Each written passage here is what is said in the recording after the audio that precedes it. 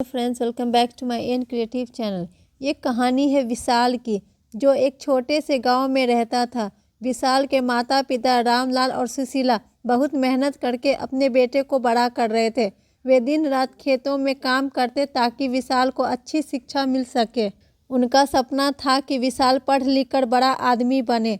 रामलाल और सुशीला ने अपनी ज़रूरतें भूलकर हर वो चीज़ जो विशाल को चाहिए थी। विशाल ने भी अपनी मेहनत से एक बड़े शहर के कॉलेज में दाखिला लिया। माता पिता ने उसे शहर भेजते हुए कहा, बेटा, हमारे लिए सबसे बड़ी खुशी यही होगी कि तू पढ़ लिख कर कुछ बन जाए। विशाल ने सिर हिलाकर हामी भर दी। लेकिन जैसे जैसे वो शहर की चकाचौंध में ढलता गया, उसकी सोच बदलने लगी। शहर में दोस्तों के साथ रहते रहते विशाल अपने माता पिता को भूलने लगा। वो अब फ़ोन पर भी उनसे बात करने में झिझकता था। कई बार रामलाल और सुशीला उसे फ़ोन करते तो वे कहता, मैं बहुत व्यस्त हूँ, बाद में बात करूँगा। शहर की चकाचौंध ने उसे अपने गांव और परिवार से दूर कर दिया।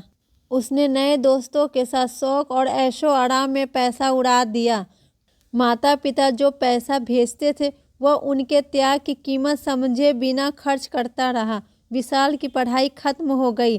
रामलाल और सुशीला ने सोचा अब उनका बेटा घर लौटेगा, लेकिन विशाल ने शहर में नौकरी पकड़ ली और गांव आने से इनकार कर दिया। उसने कहा, गांव में क्या रखा है, यहाँ शहर में ही जिंदगी बनानी है। रामलाल और सुशीला के दिल को गहरा धक्का लगा। उन्होंने कई बार विशाल से विनती की कि वह कम से कम त्यौहार पर घर आए, लेकिन विशाल हमेशा बहाना बनाता रहा। रामलाल की तबीयत खराब रहने लगी। सुशीला हर दिन भगवान से प्रार्थना करती, हे भगवान, मेरे बेटे को सद्बुद्धि दे। एक दिन रामलाल ने सुशीला से कहा, शायद हमारा बेटा अब हमें नहीं चाहता। सुशीला के पास कोई जवाब नहीं था। उनके आंसू ही उनके दर्द को बयां कर रहे थे। एक दिन विशाल के पास गांव से फ़ोन आया। किसी पड़ोसी ने बताया, तेरे पिता बहुत बीमार है, अगर उन्हें देखना है तो तुरंत गांव आ जा। यह सुनकर विशाल का दिल थोड़ी देर के लिए पसीजा। वह गांव जाने के लिए तैयार हुआ, लेकिन शहर की व्यस्त जिंदगी में वह यह सोच कर रुक गया कि पिता का क्या है, वे ठीक हो जाएंगे। कुछ दिनों बाद विशाल को खबर मिली कि उसके पिता चल बसे। यह सुनकर उसका दिल टूट गया। वह भागते भागते गांव पहुंचा, लेकिन तब तक बहुत देर हो चुकी थी। सुशीला ने रोते हुए कहा, तेरे पिता तुझे आखिरी बार देखना चाहते थे, लेकिन तू नहीं आया। विशाल को अपने किए पर गहरा पछतावा हुआ। उसने अपनी माँ से माफ़ी मांगी, लेकिन वो अपने पिता को वापस नहीं ला सकता था। रामलाल की मौत के बाद विशाल ने अपनी ज़िंदगी बदलने का फैसला किया। उसने अपनी माँ की देखभाल करनी शुरू की और हर समय उनके साथ खड़ा रहा।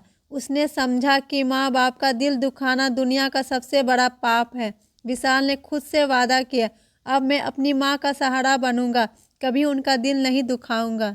कहानी की सीख, माता पिता हमारे जीवन का आधार है। उनके त्याग और प्रेम को भूलना हमारी सबसे बड़ी गलती हो सकती है। इसलिए हमें हमेशा उनका सम्मान करना चाहिए और उनकी खुशी का ध्यान रखना चाहिए।